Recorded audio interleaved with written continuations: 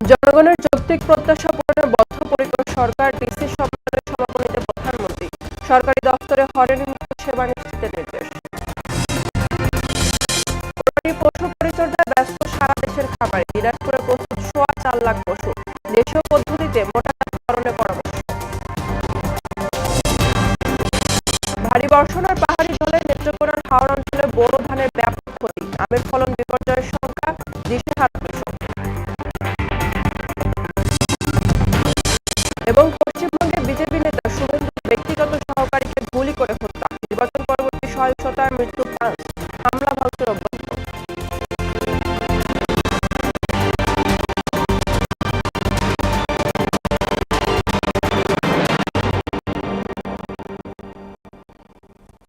আসসালামু আলাইকুম, মোহনা সংবাদে স্বাগত। এখন শুনছিলেন শিরোনাম, পুরো সংবাদের সঙ্গে আছি আমি বুশরা জাহানিমা। বর্তমান সরকার জনগণের সকল যৌক্তিক প্রত্যাশা সাধ্যমতো পূরণ করতে বদ্ধপরিকর বলে জানিয়েছে প্রধানমন্ত্রী তারেক রহমান। বুধবার সন্ধ্যায় রাজধানীর চীন মৈত্রী সম্মেলন কেন্দ্রে ডিসি সম্মেলনের সমাপনী অনুষ্ঠানে একথা বলেন তিনি। সরকারি দফতরে দ্রুত এবং হয়রানিমুক্ত সেবা নিশ্চিতের নির্দেশ দেন সরকার প্রধান। এ সময় তিনি বলেন, মানবিক ও কল্যাণকর কাজে জেলা প্রশাসকদের সার্বিক সহযোগিতা করা হবে। বর্তমান গণতান্ত্রিক সরকার জনগণের সকল যৌক্তিক প্রত্যাশা সাধ্যমতন পূরণ করতে বদ্ধপরিকর। এটি জনগণের প্রতি আমাদের অঙ্গীকার। আমরা কথায় কথায় বলি জনগণ রাষ্ট্রের মালিক। জনগণ যদি সত্যি রাষ্ট্রের মালিক হয়, তাহলে এই মালিক অর্থাৎ সেবা গ্রহীতা যারা, তারা যখন অফিস আদালতে তাদের সমস্যা নিয়ে যান, তারা যেন আপনাদের সেবায় কিছুটা হলেও রাষ্ট্রের মালিকানা অনুভব করতে পারেন, সেটি নিশ্চিত করা কিন্তু আপনাদের দায়িত্বের একটি অংশ বলে আমি মনে করি। প্রশাসনকে জনমুখী করে গড়ে তুলতেই হবে আমাদের। সেই কাজটি আপনাদের ভূমিকার উপরে বলা যায় প্রায় পুরোপুরি নির্ভর করে। আমাদের সরকার এমন একটি জনমুখী সরকার প্রশাসন চায়, যেখানে সরকারি দপ্তরে সাধারণ মানুষ সম্মানের সাথে দ্রুত, স্বচ্ছ এবং হয়রানিমুক্ত ভাবে সেবা পাবে। এই বিষয়টি আপনারা নিশ্চিত করতে সক্ষম। অন্তর্বর্তী সরকারের সময় হওয়া হত্যা সহ সকল রাজনৈতিক মামলার জেলাভিত্তিক তথ্য চেয়েছে সরকার। 1 মাসের মধ্যে যাচাই বাছাই করে এগুলো স্বরাষ্ট্র মন্ত্রণালয়ে পাঠাতে জেলা প্রশাসকদের নির্দেশ দিয়েছেন স্বরাষ্ট্রমন্ত্রী সালাউদ্দিন আহমদ। বুধবার জেলা প্রশাসক সম্মেলনে এসব কথা বলেন তিনি। এছাড়া নির্বাচনের সময় রাজনৈতিক বিবেচনায় দেওয়া লাইসেন্সকৃত সকল আগ্নেয়াস্ত্র ফেরত নেওয়ার পাশাপাশি 10,000 অস্ত্র দ্রুত উদ্ধার এবং বাজেয়াপ্তের নির্দেশ দেওয়া হয়েছে।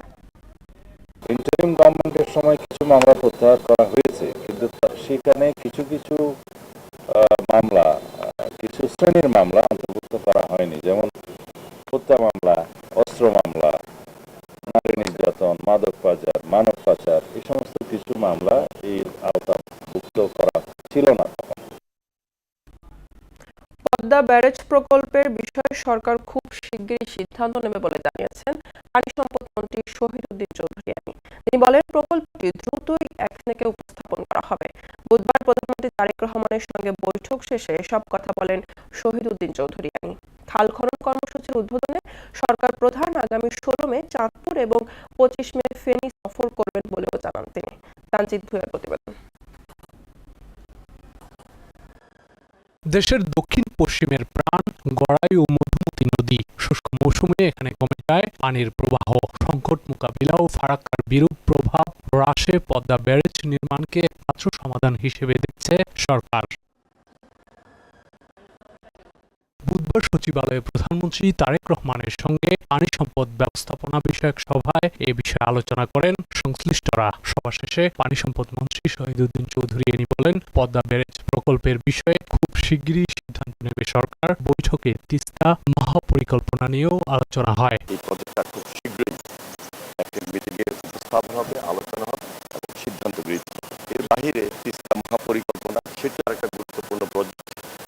এই প্রজেক্টটি নিয়েও প্রাথমিকভাবে আলোচনা হয়েছে। মাননীয় প্রধানমন্ত্রী নির্বাচনের আগে রাজশাহীতে এই প্রজেক্টটি নিয়ে কথা বলেছেন, প্রতিশ্রুতি দিয়েছেন। মন্ত্রী জানান, খাল খনন কর্মসূচি সহ জনসভায় যোগ দিতে 16 মে চাঁদপুর এবং 25 মে ফেনী যাবেন প্রধানমন্ত্রী। মানে প্রধানমন্ত্রী দুইটা জেলা যাচ্ছেন, সেটা হলো চাঁদপুর এবং ফেনী। আগামী 5 বছর ব্যাপী তারা বাংলাদেশের 20,000 কিলোমিটার খাল খনন কর্মসূচি হাতে নিয়েছে এবং সে অনুযায়ী তিনি ইতিমধ্যে কয়েকটি জেলায় গিয়ে খাল খনন কর্মসূচি উদ্বোধন করেছেন। এদিকে প্রধানমন্ত্রীর সঙ্গে সৌজন্য সাক্ষাৎ করেন বিএনসিসির সংশ্লিষ্ট কর্মকর্তারা। বৈঠক শেষে শিক্ষামন্ত্রী জানান, নৈতিক অবক্ষয় রোধ করে সামাজিক ও পারিবারিকভাবে শিক্ষার্থীদের মূল্যবোধ সম্পন্ন মানুষ হিসেবে গড়ে তুলতে হবে। ফ্যামিলি ভ্যালুজ হোক, রিলিজিয়াস ভ্যালু হোক, এই ভ্যালুজকে এখন থেকে আপহোল্ড করতে হবে থ্রু দিস অর্গানাইজেশন। আর শিক্ষা উপদেষ্টা মাহাদি আমিন বলেন, আনন্দের সঙ্গে শিক্ষার্থীরা যাতে শিক্ষা গ্রহণ করতে পারে সেই ব্যবস্থাই নিচ্ছে সরকার। এমন একটা শিক্ষা কার্যক্রম যেখানে আনন্দের সাথে উৎসবমুখর পরিবেশে আমাদের শিক্ষার্থীরা জ্ঞান অর্জন করবে, বাস্তব জীবনের জন্য তারা প্রিপেয়ার হবে। সেই লক্ষ্যে আমাদের শিক্ষা ব্যবস্থাকে আমরা ভ্যালু বেস করতে চাই, প্রিন্সিপাল বেস করতে চাই, এথিক্স বেস করতে চাই, যেন তারা সুনাগরিক হিসেবে গড়ে ওঠে। শিক্ষার্থীদের সুনাগরিক হিসেবে গড়ে তুলতে বিশেষ নজর দেওয়া হচ্ছে বলেও জানান তিনি। আগামীর বাংলাদেশ বিনির্মাণে সমৃদ্ধ এবং স্বনির্ভর জাতি গঠনে তারা সক্রিয় ভূমিকা রাখতে পারে। তামজিদ ভুইয়া, মোহনা সংবাদ, ঢাকা। বাংলাদেশ ও চীনের মধ্যে বিদ্যমান সমন্বিত কৌশলগত সহযোগিতামূলক অংশীদারিত্ব আরও সুদৃঢ় করার অঙ্গীকার নিয়ে বেইজিংয়ে অনুষ্ঠিত হয়েছে দুই দেশের পররাষ্ট্রমন্ত্রীদের দ্বিপাক্ষিক বৈঠক। বুধবার বেইজিংয়ের ঐতিহাসিক দিয়া উতা স্টেট গেস্ট হাউসে বাংলাদেশের পররাষ্ট্রমন্ত্রী ডক্টর খলিলুর রহমান এবং চীনের পররাষ্ট্রমন্ত্রী ওয়াং ই বৈঠকে মিলিত হন। এতে উভয় নেতা বাণিজ্য, বিনিয়োগ, অবকাঠামোগত সংযোগ এবং উন্নয়নমূলক কর্মকাণ্ডে পারস্পরিক সহযোগিতা গভীর করার বিষয়ে আলোচনা করেন। বাংলাদেশের পক্ষ থেকে অর্থনৈতিক স্থিতিশীলতা ও অবকাঠামোগত উন্নয়নে চীনের অব্যাহত সহায়তার উপর গুরুত্ব আরোপ করা হয়। ঈদ উল আজহাকে সামনে রেখে দিনাজপুরে কোরবানির পশুর প্রস্তুতি সম্পন্ন হয়েছে। জেলায় এবার 4.25 লাখ পশু প্রস্তুত হয়েছে। কোরবানিতে দেশি গরুর চাহিদা বেশি থাকায় ভালো লাভের আশা করছেন খামারিরা। দেশীয় পদ্ধতিতে গরু মোটাজাতকরণের পরামর্শ দিয়ে সহায়তা করছে প্রাণী সম্পদ কর্মকর্তারা। সুবল রায়ের প্রতিবেদন, জানাচ্ছেন মাহমুদ আক্তার। দিনাজপুরে 13টি উপজেলায় আসন্ন ঈদ উল আজহা উপলক্ষে কোরবানির জন্য প্রস্তুত করা হয়েছে 4,26,523টি গরু, মহিষ, ছাগল ও ভেড়া। শেষ সময়ে এসব পশুর পরিচর্যায় ব্যস্ত খামারি ও গৃহস্থরা। প্রাণী সম্পদ কর্মকর্তাদের পরামর্শে স্বাস্থ্যসম্মতভাবে গরু মোটা তাজাকরণ করছেন খামারিরা, ফলে ভালো লাভের আশা করছেন তারা। ভারত থেকে গরু আসা বন্ধে সরকারকে কঠোর পদক্ষেপ গ্রহণের দাবি জানায় খামারিরা। আমরা ঘাস পানি দিই আর নিজে দানা আমরা নিজে মিক্সার করি আর কি। সকাল সকাল খাওয়া দাওয়ার বা একবারের জায়গায় দুইবার বেশি খাওয়ানো আর কি, কোথায় খাওয়ানোর পরে যেন স্বাস্থ্য ভালো থাকে। স্বাস্থ্যসম্মতভাবে গরু মোটা তাজাকরণে খামারিদের প্রতিনিয়ত পরামর্শ দেওয়ার কথা জানান প্রাণী সম্পদ কর্মকর্তা। প্রাণী সম্পদ দপ্তরের নির্দেশনা আমরা তাদেরকে আগেই ভ্যাকসিন করে রেখেছি। বিভিন্ন রোগের, বিশেষ করে লাম্পি এবং খুরা রোগের ভ্যাকসিন গুলো দেওয়া হয়েছে। তো আশা করা যায় তাদের প্রাণীগুলো ভালোই থাকবে, অসুস্থ হবে না। তারপরেও যদি অসুস্থ হয় আমরা প্রাথমিক যে চিকিৎসা যেগুলো আমরা দিলে মানুষের স্বাস্থ্যের জন্য ঝুঁকি হবে না, যেটা আর কি জবাইয়ের পূর্বেই এটাই মেয়াদ শেষ হয়ে যাবে, কার্যকারিতা শেষ হবে, এরকম ঔষধগুলো আমরা তাদেরকে সাজেস্ট করছি। জেলায় কোরবানির পশুর চাহিদা রয়েছে প্রায় 2,74,262টি। মাহমুদ আক্তার, মোহনা সংবাদ। ভারী বর্ষণ ও উজান থেকে নেমে আসা পাহাড়ি ঢলে নেত্রকোনার হাওর অঞ্চল সহ 10 উপজেলায় বোরো ধানের ব্যাপক ক্ষতি হয়েছে। এদিকে খাগড়াছড়ি জেলায় অন্তত 832 হেক্টর জমির ফসল ক্ষতিগ্রস্ত হয়েছে। বেশি ক্ষতির মুখে পড়েছেন আম চাষিরা। উদ্বেগ ও উৎকণ্ঠায় দিন কাটাচ্ছেন তারা। মলয়রঞ্জন সরকার ও তমাল দাস লিটনের প্রতিবেদন, জানাচ্ছেন মাহমুদ আক্তার। টানা বৃষ্টির সঙ্গে উজানের ঢলে নেত্রকোনার হাওর সমতল ও পাহাড়ি অঞ্চলে ডুবছে একের পর এক বোরো ধানের জমি। প্রধান নদীগুলোর পানি বেড়ে সংলগ্ন নিচু এলাকায় বন্যা পরিস্থিতির সৃষ্টি হয়েছে। জেলা পানি উন্নয়ন বোর্ড জানিয়েছে, ভোগাই কংস নদীর পানি জারিয়া ঝাঞ্জাইল পয়েন্টে বিপদসীমার 1 মিটার উপর দিয়ে আর উপদাখালী নদীর কলমাকান্দা পয়েন্টে বিপদসীমার 73 সেন্টিমিটার উপর দিয়ে বইছে। পানির নিচে থাকা অবশিষ্ট পাকা ধান কাটার চেষ্টাও ব্যাহত হচ্ছে নানা সংকটে। প্রতিকূল আবহাওয়ার পাশাপাশি দেখা দিয়েছে শ্রমিক সংকট ও জ্বালানি তেলের অভাব। এতে বিপাকে পড়েছেন কৃষকরা। ধান সব তলে উঠে যাচ্ছে, এখন যা ভাবতেছি আমরা কাটতেছি, কারণ কুড়াইটা তো করা লাগবো। হাওরে ধান কাটার জন্য অন্য জেলা থেকে ৬,০০০ শ্রমিক আনার কথা জানায় কৃষি বিভাগ। আমাদের ধানটা ঘরে তুলতে পারি এবং দ্রুততার সাথে, এবং এর জন্য আমরা কিন্তু আমাদের যে শ্রমিক আছে পাশাপাশি আমরা আমাদের জেলার জন্য আমরা প্রায় ৬,০০০ আমাদের শ্রমিকরা আমরা চাহিদা দিয়েছি। বন্যা মোকাবেলায় সব ধরনের প্রস্তুতি নেওয়া হয়েছে বলে জানিয়েছেন জেলা ত্রাণ ও পুনর্বাসন কর্মকর্তা। আমাদের হাতে পর্যাপ্ত ত্রাণ সামগ্রী মজুদ আছে, চাল আছে, টাকা আছে, শুকনো খাবার আছে। আমরা যে কোনো সময় এইগুলো মোকাবেলা করতে পারবো। এদিকে খাগড়াছড়িতে কালবৈশাখী ঝড়ো হাওয়া আর বৃষ্টিতে লন্ডভন্ড কৃষিক্ষেত, আম, কলা, লিচু সহ বিভিন্ন ফল বাগান এবং বড় ফসলি জমিতে ব্যাপক ক্ষতি হয়েছে। সবচেয়ে বেশি ক্ষতি হয়েছে আম বাগানে। কয়েকদিনের বৃষ্টি বাতাসে এত আম পড়ে গেল, আমার তো এখন তো মনে তো শান্তি নাই। বৃষ্টির কারণে আমাদের ধান নষ্ট হয়ে গেছে, এখন আমরা দিশাহারা। প্রায় ১,২০,০০০ মতো খরচ গেছে এই ৫ একর জমি করতে। এখন আমার এই দুবানির পরে আমার কিছু করার নাই। আকস্মিক ক্ষতি পুষিয়ে নিতে কৃষকদের সব ধরনের পরামর্শ দেওয়া হচ্ছে বলে জানিয়েছে কৃষি বিভাগ। কৃষকদেরকে পরামর্শ দিচ্ছি, কিন্তু পাশাপাশি আমরা যদি সরকারের তরফ থেকে বিভিন্ন প্রণোদনা যারা ফল চাষী তাদের জন্য থেকে থাকে, সেই সহায়তাগুলো আমরা সবার আগে যারা ক্ষতিগ্রস্ত হয়েছে তাদেরকে আমরা দিব। জেলায় ২২১ হেক্টর ধান, ৬৩ হেক্টর সবজি এবং ৫৪৮ হেক্টর ফল বাগান সহ মোট ৮৩২ হেক্টর জমির ফসল ক্ষতিগ্রস্ত হয়েছে। মাহমুদা আক্তার, মোহনা সংবাদ। সারা দেশে বজ্রপাতে ৫ জেলায় ৭ জন নিহত হয়েছে। নওগাঁর মহাদেবপুর ও নিয়ামতপুর উপজেলার কয়েক স্থানে বজ্রপাতে ৩ কৃষি শ্রমিকের মৃত্যু হয়েছে। বুধবার এসব ঘটনা ঘটে। নিহতরা সবাই মাঠে ধান কাটার কাজ করছিলেন। অন্যদিকে নাটোরের লালপুরে বজ্রপাতে আজিজ মন্ডল নামে এক কৃষকের মৃত্যু হয়েছে। সুলতানপুর চর এলাকার মাঝে ঘটনা ঘটে। কুড়িগ্রামের নাগেশ্বরীতে ধান কাটতে গিয়ে বজ্রপাতে ওবায়দুল হক নামের এক কৃষকের মৃত্যু হয়েছে। বুধবার বিকেলে উপজেলার বদিজমাপুর গ্রামে এ ঘটনা ঘটে। এছাড়া সিরাজগঞ্জ ও জামালপুরে একজন করে ২ জনের মৃত্যুর খবর পাওয়া গেছে। সারা দেশে গেল ২৪ ঘন্টায় হাম ও এর উপসর্গে ৭ জনের মৃত্যু হয়েছে। তাদের মধ্যে ২ জন নিশ্চিত হামে মৃত্যুবরণ করেছে বলে জানিয়েছে স্বাস্থ্য অধিদপ্তর। বাকি ৫ জনের মৃত্যু হয়েছে হামের উপসর্গ নিয়ে। স্বাস্থ্য অধিদপ্তরের তথ্যমতে বিভিন্ন হাসপাতালের হাম ও এর উপসর্গ নিয়ে নতুন ভর্তি হয়েছে ১,৬৫৪ শিশু। ১৫ মার্চের পর থেকে এ পর্যন্ত হামে ৫৬ জনের মৃত্যু হয়েছে। ময়লা আবর্জনা ও ঝোপঝাড়ে পরিপূর্ণ গাজীপুরের কালিয়াকৈরের উপজেলার গোসাত্রা এলাকার আচাবহ ইউনিয়ন স্বাস্থ্য পরিবার কল্যাণ কেন্দ্র এক সময়ের ব্যস্ত জনবহুল স্বাস্থ্য কেন্দ্রটি ডাক্তার ও জনবল সংকটে অচল হয়ে পড়েছে। ফলে সেবা বঞ্চিত হচ্ছেন হাজারো মানুষ। দ্রুত নতুন ভবন নির্মাণ করে হাসপাতালটি পুনরায় চালুর দাবি স্থানীয়দের। আলহাজ হোসেনের তথ্যে বিস্তারিত জানাচ্ছেন জলিবিন্দা পানোয়ারা। গাজীপুরের কালিয়াকৈর উপজেলার আটাবহ ইউনিয়ন স্বাস্থ্য ও পরিবার কল্যাণ কেন্দ্রে দীর্ঘদিন ডাক্তার নেই। স্বাস্থ্যকর্মী থাকলেও নিয়মিত উপস্থিতি নেই তাদের, ফলে সেবা বঞ্চিত এই ইউনিয়নের হাজারো মানুষ। একসময় এই স্বাস্থ্য কেন্দ্রে নিয়মিত চিকিৎসা সেবা দেয়া হতো, কিন্তু এখন ডাক্তার না থাকায় পুরোপুরি বন্ধ হয়ে গেছে কার্যক্রম। ২ বছর ধরে কোনো ডাক্তার নাই, ওষুধ নেই, আমরা খুবই বিপদে আছি। খুব খারাপ অবস্থা, ভাঙচুর হয়ে গেছে, এখন ডাক্তার তো করা হয় না, আমরা মরি পেশারিতে মরছি। বর্তমানে ডাক্তারও নাই, চিকিৎসাও নাই, একবারে বেহালে আমরা আছি। সিজারের মতো ডেলিভারি হওয়ার মতো একটা উপযোগী ব্যবস্থা ছিল, কিন্তু এখন এখানে আমরা দেখছি একদম পরিত্যক্ত অবস্থায় আছে। চারপাশে ঝোপঝাড়, শ্যাওলা পড়া দেয়ালে ফাটল, খসে পড়ছে ছাদের পলেস্তারা। বছরের পর বছর অযত্ন অবহেলায় ঝুঁকিপূর্ণ ভবনে যে কোনো সময় দুর্ঘটনার আশঙ্কা করছেন সেবা প্রার্থী সহ স্থানীয়রা। বর্তমান এটার অবস্থা একবারে বেজাহাল, এটা নাই বললেই চলে, একদম মরুভূমি হয়ে গেছে। এটা পুরনো বিল্ডিং হয়ে গেছে, রোগীরা আসলে এখানে খুব বিপজ্জনক।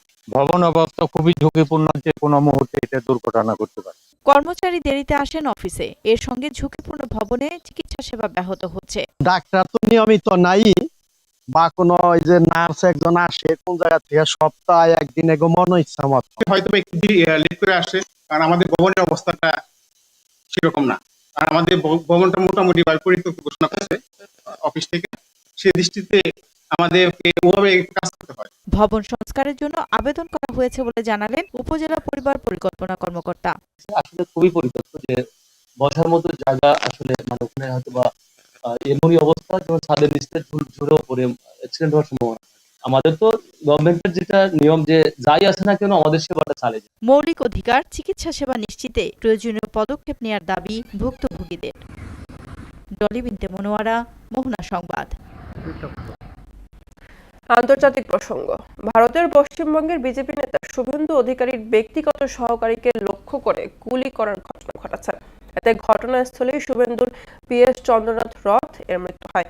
বুধবার রাত 8:30টায় রাজ্যের উত্তর 24 পরগনার মধ্যম গ্রামে ঘটনা ঘটে। গুরুতর আহত অবস্থায় চন্দ্রনাথকে স্থানীয় একটি বেসরকারি হাসপাতালে নিয়ে যাওয়া হলে চিকিৎসকরা তাকে মৃত ঘোষণা করেন। এ নিয়ে পশ্চিমবঙ্গে নির্বাচন পরবর্তী সহিংসতায় 5 জনের মৃত্যু হল। রাজ্যের বিভিন্ন প্রান্তে খুন, হামলা, ভাঙচুর এবং দলীয় কার্যালয় দখলের অভিযোগে উত্তপ্ত হয়ে উঠেছে পরিস্থিতি। পূর্ব পরিকল্পিত ঠান্ডা মাথায় এই খুন সংগঠিত করা হয়েছে এবং ডিজিপি, আইজি, এডিজি আমাদের যেটা বলেছেন, ডিজিপির মুখ থেকেই বলেছেন যে গত 2-3 দিন ধরে রেকি করে একটি ফলস নাম্বার প্লেট লাগানো গাড়ি নিয়ে এটা করা হয়েছে। তারা এটার নিষ্পত্তি করবেন। সাতক্ষীরায় চলতি বছরের আম মৌসুমের শুরুতেই জমে উঠেছে বাগান ও বাজার। জেলা প্রশাসনের নির্ধারিত সময়সূচি অনুযায়ী গোবিন্দভোগ ও গোপালভোগ সহ স্থানীয় জাতের আম পাড়া ও বাজারজাতকরণ শুরু হয়েছে। অনুকূল আবহাওয়ায় এবার ফলন ভালো হয় খুশি কৃষক ও ব্যবসায়ীরা।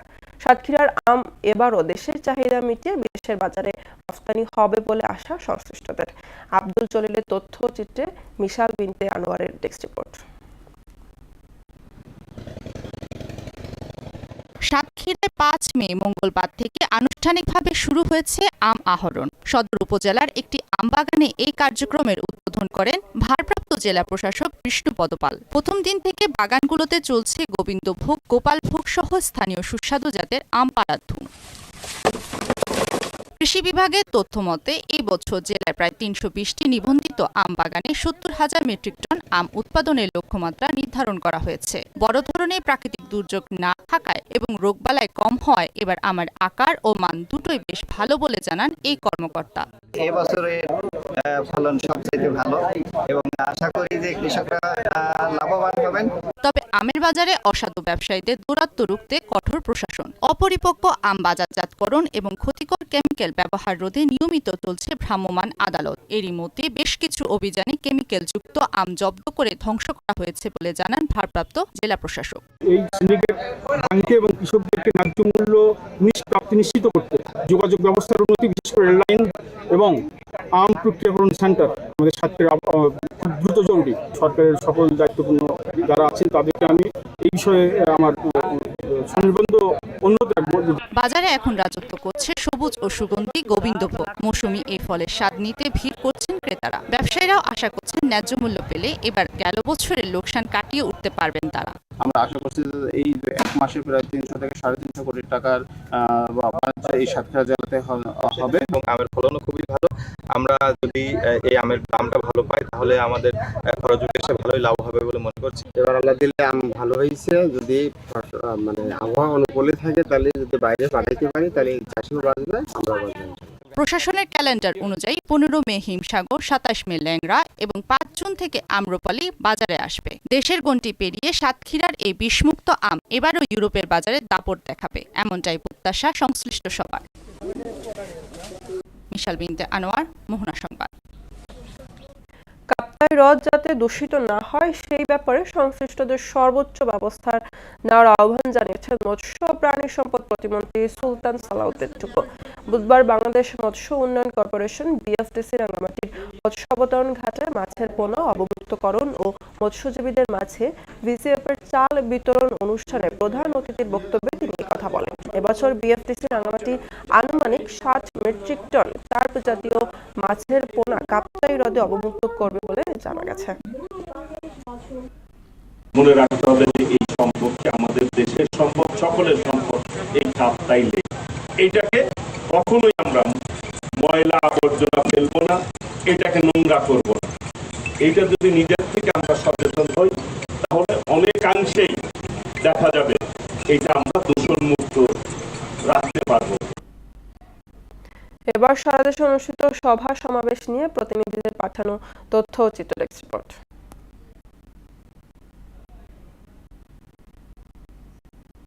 বগুড়ার সোনাতলায় উপজেলা প্রকৌশলী অফিসের আয়োজনে প্রকৌশলী আতিকুর রহমান তালুকদারকে সংবর্ধনা দেওয়া হয়েছে। চাঁপাইনবাবগঞ্জে কর্মরত চ্যানেল ওয়ানের জেলা প্রতিনিধি তারেক রহমান ও মাই টিভির জেলা প্রতিনিধি তারেক আজিজের উপর সন্ত্রাসী হামলার প্রতিবাদ সভা অনুষ্ঠিত হয়েছে। পটুয়াখালীর কলাপাড়া পৌর শহরকে আধুনিক ও পরিবেশ বান্ধব পৌরসভা হিসেবে গড়ে তুলতে পরিষ্কার পরিচ্ছন্নতা কার্যক্রমের উদ্বোধন করেন পটুয়াখালী ৪ আসনের সংসদ সদস্য এবিএম মোশাররফ হোসেন। ন্যায্য মূল্য ও ক্ষতিপূরণের দাবিতে পটুয়াখালীর কলাপাড়ায় কৃষক সমাবেশ ও বিক্ষোভ মিছিল অনুষ্ঠিত হয়েছে। Urban primary health care services delivery প্রকল্পের আওতায় নির্মিত ১৯২টি স্বাস্থ্যকেন্দ্র স্থানীয় সরকার বিভাগ থেকে স্বাস্থ্য মন্ত্রণালয়ে হস্তান্তরের প্রেক্ষিতে এই প্রকল্পে কর্মরত কর্মীদের চাকরি বহাল রাখার দাবিতে ফরিদপুরে মানববন্ধন ও শান্তিপূর্ণ অবস্থান কর্মসূচি পালিত হয়েছে। কিশোরগঞ্জ জেলা ছাত্রদলের নবগঠিত কমিটিকে স্বাগত জানিয়ে পাখন্দি উপজেলা ছাত্রদলের উদ্যোগে আনন্দ মিছিল হয়েছে। ২০২৫-২৬ অর্থ বছরে বিভিন্ন উন্নয়নমূলক কর্মসূচিকে সামনে রেখে মেহেরপুরের মুজিবনগরে কৃষক সমাবেশ অনুষ্ঠিত হয়েছে।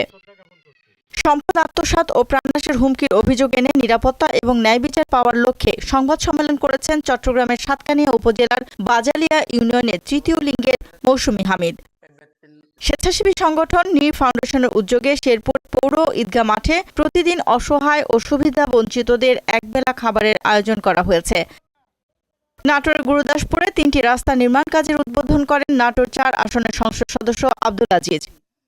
হবিগঞ্জের বিভিন্ন উন্নয়নমূলক কর্মকাণ্ডে অর্থ বরাদ্দ দেয়া প্রধানমন্ত্রী তারেক রহমানকে অভিনন্দন জানিয়ে আনন্দ র্যালি ও আলোচনা সভায় প্রধান অতিথি হিসেবে বক্তব্য রাখেন জাতীয় সংসদের হুইপ মোহাম্মদ জি.কে. গৌস। কুষ্টিয়ার লাহিনী এলাকায় মার্সেল শোরুমের নতুন শাখার উদ্বোধন উপলক্ষে শোভাযাত্রা হয়েছে। জয়পুরহাটের ৫ বিবি কৃষি সম্প্রসারণ অধিদপ্তরের আয়োজনে কৃষি পার্টনার কংগ্রেস সেমিনার হয়েছে। ডলবিন্তি মনোয়ারা, মোহনা সংবাদ। খেলার খবর ফুটবল। বায়ার্ন মিউনিখকে বিদায় করে টানা দ্বিতীয়বার চ্যাম্পিয়ন্স লিগ ফাইনালে উঠল পিএসজি। সেমিফাইনালের দ্বিতীয় লেগে বায়ার্নের সঙ্গে ১-১ গোলে ড্র করে তারা। তবে ২ লেগ মিলিয়ে ৬-৫ এগ্রিগেটে এগিয়ে থেকে শিরোপা মঞ্চে পৌঁছে যায় পিএসজি। এদিন মাত্র ৩ মিনিটের মাথায় উসমান দেম্বেলে দুরান্ত এক গোল করে প্যারিস জায়ান্টদের লিড এনে দেন। পিছিয়ে পড়ার পর বায়ার্ন পুরো ম্যাচ জুড়ে একাধিক সুযোগ তৈরি করলেও পিএসজির রক্ষণভাগ ছিল অটুট। অবশেষে ম্যাচের অতিরিক্ত সময়ে হ্যারি কেইন গোল করে ম্যাচে ১-১ সমতা ফেরালেও ফাইনালের স্বপ্ন পূরণের জন্য বায়ার্নের এই গোলটি যথেষ্ট ছিল না। এতে প্রথম লেগে ৫-৪ ব্যবধানে এগিয়ে থাকায় দ্বিতীয় লেগে এই ড্র পিএসজিকে পৌঁছে দেয় মেগা ফাইনালে, যেখানে ৩০ মে হবে আর্সেনালের সঙ্গে শিরোপা জয়। ক্রিকেট। পাকিস্তান সুপার লিগের এবারের আসরের সেরা একাদশে একমাত্র বাংলাদেশি ক্রিকেটার হিসেবে জায়গা করে নিয়েছেন পেসার নাহিদ রানা। মূলত তার দুর্দান্ত বোলিং নৈপুণ্যে তিনি এই সম্মানজনক তালিকায় স্থান পেয়েছেন। তার দল এই আসরে চ্যাম্পিয়ন হওয়ার গৌরব অর্জন করেছে। এছাড়া মাত্র ৫ ম্যাচ খেলে তিনি শিকার করেন ৯ উইকেট। ইকোনমিও ছিল ৫.৪৪, যার পুরস্কার হিসাবে আসরের সেরা একাদশে ঢুকে গেলেন এই টাইগার পেসার। দর্শক, এ পর্যায়ে জানিয়ে দিচ্ছি আজকের সংবাদপত্রের গুরুত্বপূর্ণ শিরোনামগুলো।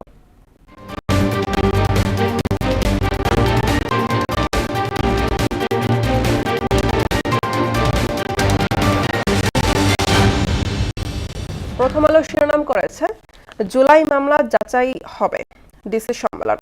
সমঝোতার পথে ইরান যুক্তরাষ্ট্র। পশ্চিমবঙ্গে ভোট পরবর্তী সংঘাতে ৫ জন নিহত। দৈনিক ইত্তেফাক শিরোনাম করেছে ইরানের সামরিক অভিযানের সমাপ্তি ঘোষণার পরই হুমকি দিলেন ট্রাম্প। সর্বাত্মক অভিযানের সরকার দলীয় পরিচয়ও ছাড় নেই, সারা দেশের চাঁদাবাজদের তালিকা তৈরি। সমকাল শিরোনাম করেছে রাজনীতিকদের সঙ্গে সমন্বয় করে কাজ করার বার্তা পেলেন ডিসিরা। নৌপথে অপরাধ বেড়েছে ৬৩%। পশ্চিমবঙ্গে বিজেপি নেতা শুভেন্দুর পিএকে গুলি করে হত্যা। বাংলাদেশ প্রতিদিন শিরোনাম করেছে, শেষ হচ্ছে যুক্তরাষ্ট্র ইরান যুদ্ধ, আন্ডারওয়ার্ল্ডের চেয়েও ভয়ঙ্কর এখন সাইবার ওয়ার্ল্ড, পশ্চিমবঙ্গ নামলো বুলডোজার। যুগান্তর শিরোনাম করেছে, মধ্যপ্রাচ্যের যুদ্ধে অর্থনীতি শৃঙ্খলা নষ্ট, বিনিয়োগে আসার আলো নেই, পশ্চিমবঙ্গের নতুন সরকারের শপথ শনিবার। আমার দেশ শিরোনাম করেছে, ইরান যুদ্ধের সমাপ্তি ঘোষণা যুক্তরাষ্ট্রের, বাংলাদেশের সাংবাদিকদের সঙ্গে দিল্লিতে মতবিনিময়ে বাংলাদেশ ইলেকশন ইঞ্জিনিয়ারিং এর সম্পৃক্ততা অস্বীকার ভারতের। The daily star, Bangladesh starting at $1.07 billion extra LNG subsidy. Peace deal hope rises. Sources say US-Iran working on a one-page MOU. Trump holds plan to guide ships through Hormuz. দর্শক, এই ছিল আজকের সংবাদপত্রের গুরুত্বপূর্ণ শিরোনামগুলো। শেষ করব মোহনা সংবাদ, যাবার আগে শিরোনামগুলো আরো একবার।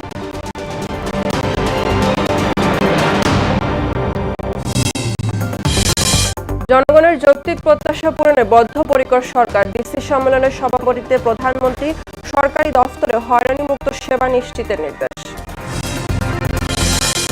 কোরবানির পশু পরিচর্যায় ব্যস্ত সারা দেশের খামারি। দিনাজপুরে প্রস্তুত 4.25 লাখ পশু। দেশীয় পদ্ধতিতে মোটাজাতকরণের পরামর্শ। ভারী বর্ষণ আর পাহাড়ি ঢলে নেত্রকোনার হাওড় অঞ্চলে বোরো ধানের ব্যাপক ক্ষতি। আমের ফলন বিপর্যয়ের শঙ্কা, দিশেহারা কৃষক। এবং পশ্চিমবঙ্গের বিজেপি নেতা শুভেন্দুর ব্যক্তিগত সহকারীকে গুলি করে হত্যা। নির্বাচন পরবর্তী সহিংসতার মৃত্যু 5, হামলা ভাঙচুর অব্যাহত। এই ছিল মোহনা সংবাদ। পরবর্তী সংবাদ দুপুর 1টায়। এর আগে বেলা 11টায় দেখবেন সংবাদ এক নজরে। মোহনার সবশেষ খবর জানতে ভিজিট করুন www.mohana.tv। সংবাদ দেখতে পারেন ফেসবুক পেজে। ততক্ষণ সঙ্গে থাকার জন্য